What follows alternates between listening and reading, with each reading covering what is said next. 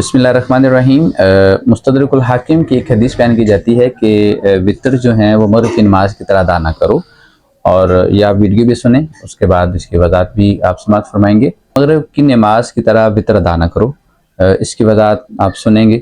ساری زندگی وطر کی نماز غلط ادا کرتے آ رہے تھے ہم۔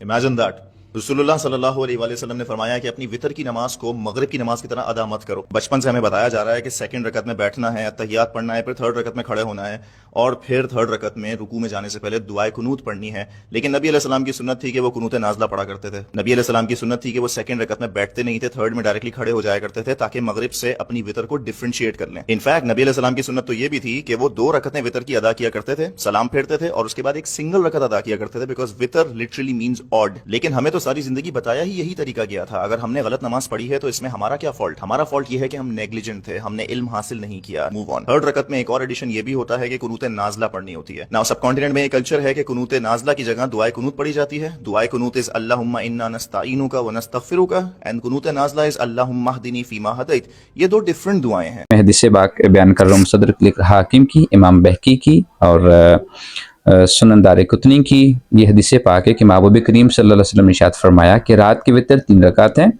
جیسے دن کے وطر نماز مغرب ہے۔ ایک تو یہ حدیث پاک ہے۔ پھر ایک اور حدیث پاک میں وضاحت کر دوں کہ سرکار دو عالم صلی اللہ علیہ وسلم، یہ سنن نسائی کے اندر ہے کہ آپ صلی اللہ علیہ وسلم جو ہے وہ صحابی فرماتے ہیں کہ میرے پاس رکے تو رات کو سو گئے، ایک دفعہ پھر اٹھے، وضو کے مسواک کے 2 رکعت پڑھے، پھر سو گئے، پھر اٹھے، پھر 2 رکعت پڑھے، پھر سو گئے، پھر اٹھے 2 رکعت پڑھے، پھر 3 رکعت ساتھ میں انہوں نے وطر ادا کیے۔ پھر ایک اور حدیث پاک ہے کہ جس میں سرکار دو عالم صلی اللہ علیہ وسلم کی یہ وضاحت ہے کہ آپ صلی اللہ علیہ وسلم جو تھے وہ پہلی رکعت میں سبح اسم ربک الاعلی پڑھتے، دوسری رکعت میں قل یا ایھا الکافرون پڑھتے، تیسری رکعت میں قل اول احد پڑھتے۔ تو یہ ایک اور حدیث پاک بھی میں واضح کر دوں، جس میں ابھی سے کسی نے پوچھا تو آپ نے فرمایا کہ ہم سب صحابہ رسول اللہ صلی اللہ علیہ وسلم سے تو یہی جانتے ہیں کہ وطر نماز مغرب کی طرح ہیں، یہ رات کے وطر ہیں اور مغرب دن کے وطر ہیں۔ تو دن کے وطر جو ہیں وہ مغرب کی نماز ہے، اور رات کے وطر جو ہیں وہی ہیں جو وطر کی بات چل رہی ہے۔ تو یہ اسی کی مثل ہی ہیں، یعنی ابن مسعود سے بھی یہ روایت ہے کہ مغرب کی وطر جو ہے مغرب کی نماز کی طرح ہی ہیں۔ تو جو پہلے حدیث بیان کی گئی کہ وطر نماز مغرب کی طرح نہیں ہے، اس میں فرق کیا ہے وہ واضح سمجھیے گا۔ انہوں نے کہا کہ اس میں تشہد نہیں ہوتا دوسری رکعت میں، تو کوئی ایسی نماز نہیں ہے کہ جس میں 2 رکعت کے بعد تشہد نہ ہو، کوئی ایسی نماز ابھی تک میں نے نہیں پڑھی۔ تو انہوں نے یہ فرق نکالا، اور یہ کسی عالم دین نے نہیں نکالا، کسی علماء کرام نے نہیں نکالا، یہ ابھی کے جو موجودہ علماء کرام جو بن رہے ہیں، یہ جو لفظوں سے خالی عالم دین بنتے ہیں، جو ترجمے پڑھ لیتے ہیں، انہوں نے نکالا کہ تشہد نہیں ہے، 2 رکعتوں کے بعد کوئی ایسی نماز نہیں جس میں تشہد نہ ہو۔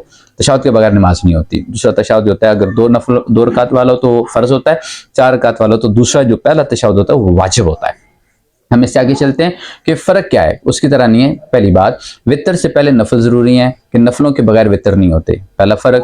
دوسرا فرق یہ ہے کہ مغرب کی جو تیسری رکعت ہے اس میں آیت نہیں پڑھی جاتی، صرف سورہ فاتحہ پڑھی جاتی ہے، جبکہ وطر کے اندر تیسری رکعت میں قل اول احد پڑھا جاتا ہے۔ تو یہ 2 ہیں جو پھر تیسری چیز یہ ہے کہ مغرب میں دعائے قنوت نہیں ہے، اور جبکہ وطر کے اندر دعائے قنوت پڑھا جاتا ہے۔ تو یہ فرق آ گیا، اس حدیث کی وضاحت یہ ہے۔ مستدرک الحاکم کی میں نے یہ بھی حدیث بیان کی، امام بہقی نے اس کو واضح کیا کہ وطر جب مغرب کی نماز کی طرح ہی ہیں۔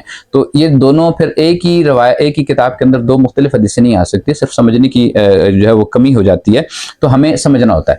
پھر کیا ہے کہ دعائے قنوت پڑھی جاتی ہے، قنوت نازلہ نہیں پڑھی جاتی، اس کو بھی سمجھیے گا۔ صحیح بخاری کی حدیث پاک ہے کہ آپ صلی اللہ علیہ وسلم نے 1 ماہ فجر کی نماز میں رکوع کے بعد قنوت نازلہ پڑھی، بد دعا کی ان لوگوں کے متعلق جنہوں نے 70 صحابہ کو شہید کیا جو حافظ قرآن تھے اور وہ دین کی تبلیغ کے لیے گئے تھے، انہوں نے ان کو شہید کیا۔ تو محبوب نے 1 مہینہ قنوت نازلہ پڑھی۔ قنوت نازلہ کیسے بیسیکلی کہتے ہیں بد دعا کو۔ تو اس کے بعد یہ منسوخ ہو گیا، اور یہ فجر کی نماز میں تھا، الگ سے وطر میں نہیں تھا۔ اور جو وطر کے اندر دعائے قنوت پڑھی جاتی ہے، تو میں آپ کے سامنے وہ حدیث پاک رکھ دیتا ہوں۔ یہ حدیث پاک جو ہے وہ بالکل واضح ہے کہ حضرت جو ہے وہ ابو داؤد، ترمذی، نسائی، ابن ماجہ نے فرمایا کہ حضرت امیر المؤمنین علی رضی اللہ تعالیٰ عنہ سے روایت ہے کہ آپ صلی اللہ علیہ وسلم اپنی آخری وطر میں یہ دعا پڑھتے تھے، اللہم انی اعوذ بک۔ ایک یہ بات ہو گئی۔ ایک دوسری حدیث بھی سن لیجیے گا کہ ابو بکر، عمر فاروق، عثمان غنی، حضرت علی رضی اللہ تعالیٰ عنہ فرماتے ہیں کہ سرکار دو عالم صلی اللہ علیہ وسلم وطر کی آخری رکعت میں قنوت دعائے قنوت پڑھتے تھے اور تمام صحابہ بھی یہی فرمایا کرتے تھے. تو یہ قنوت نازلہ کا جو سلسلہ کھولا یہ ابھی کی جو علماء کرام انہوں نے کھول لیا. جبکہ دعائے قنوت سارے صحابہ پڑھتے تھے, چاروں خلفائے راشدین پڑھتے تھے, اور یہ سب جو دعائے قنوت پڑھتے تھے قنوت نازلہ نہیں پڑھتے تھے. کیا ان کو نہیں پتا تھا کہ قنوت نازلہ پڑھنا تھا؟ قنوت نازلہ واضح سمجھی گیا, یہ منسوخ ہو چکی تھی. 1 مہینہ پڑھی فجر کی نماز میں رکوع کے بعد, وتر کے اندر نہیں پڑھا.